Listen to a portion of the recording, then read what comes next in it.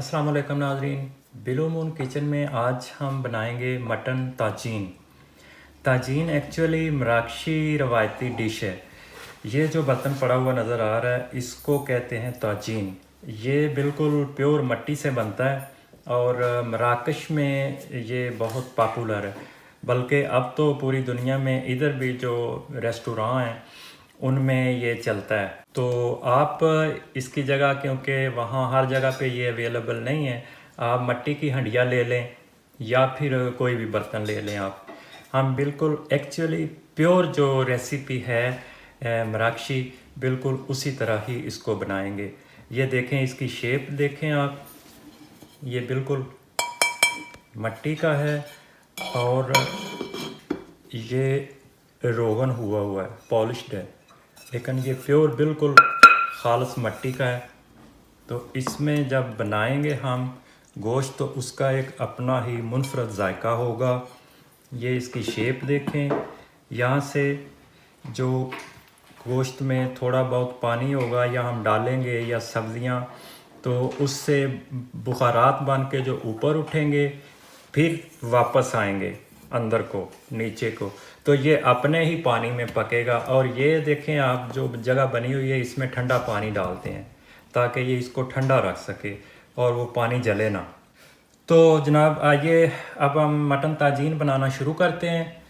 सबसे पहले आधा टीस्पून जिंजर पाउडर लिया है मैंने, ये जाएगा इसमें।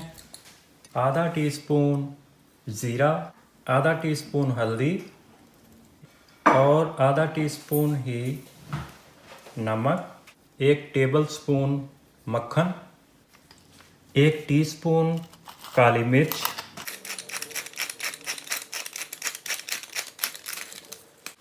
नमक और काली मिर्च आप अपने टेस्ट के हिसाब से भी डाल सकते हैं। और अब मैं डालूँगा जनाब 1 टेबलस्पून इसमें सरसों का तेल और 1 टीस्पून फुल जो है वो मैं शहद का डाल रहा हूँ इसमें। ये प्योर शहद है।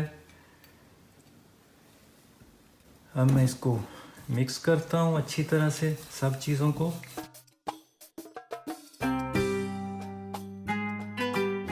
आधा किलो गोश्त लिया है मैंने बकरे का, आप चाहें तो बीफ ले लें। ये देखें टी बोन्स आपको नज़र आ रही हैं, कितना ज़बरदस्त। इसको अब हम इसमें मैरिनेट करेंगे।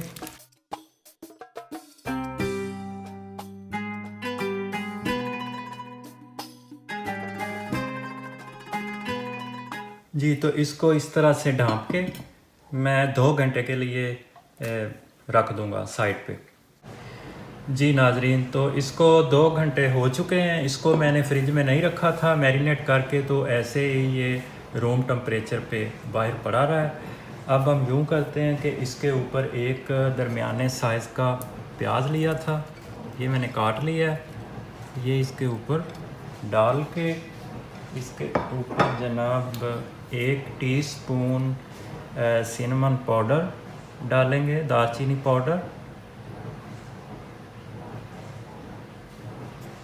इतना सा। अब हम इसको पकाना शुरू करते हैं।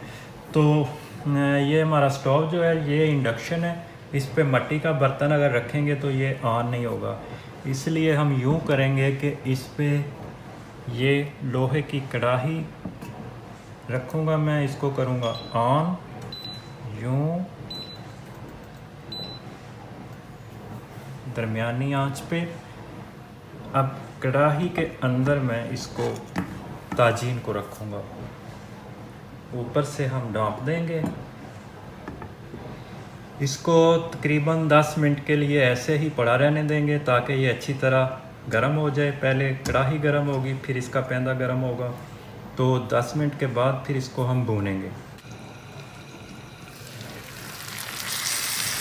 जी, तो 10 मिनट हो चुके हैं इसको।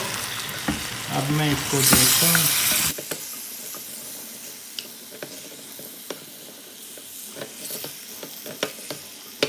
थोड़ी देर के लिए फिर इसको ढाँप देते हैं।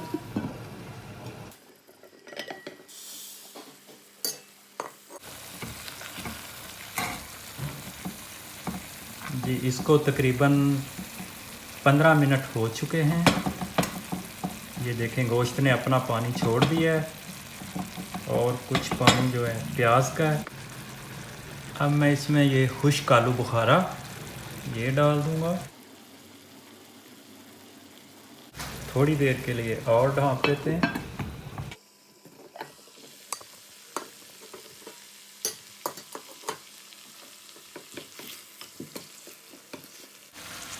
जी नाज़रीन, इसको आधा घंटा हो चुका है। ये देखें इसका अपना पानी जो है वो भी खुश्क हो चुका है। अब मैं इसमें एक कप पानी का डाल के इसको ढाँप देता हूँ आधे घंटे के लिए। ये जी कप है मेरे पास, कप का साइज़ देख लें, ये तकरीबन 150 ml होगा।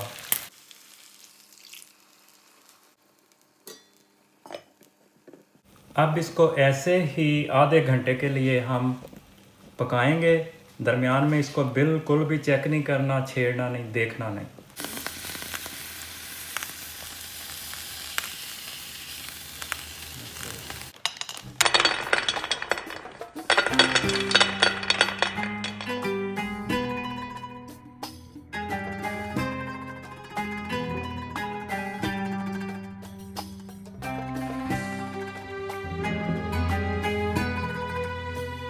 तो अब हम इसको चेक करते हैं।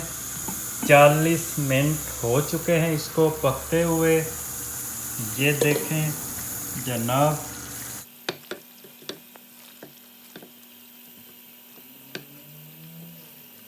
अब हम देखते हैं। ये देखें ये गल चुका है अच्छी तरह से, ज़बरदस्त।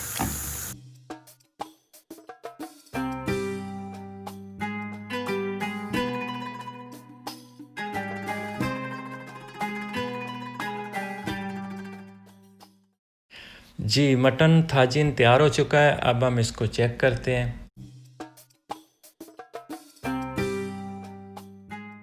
ये देखें माशाल्लाह से किस तरह से ये अलग-अलग हो रहा है, बिल्कुल परफेक्ट गल चुका है। ये जो आपको वाइट सा नज़र आ रहा है ये चिलगोज़े डाले थे मैंने बादाम के साथ। आप मगज़ इसको मत समझिएगा।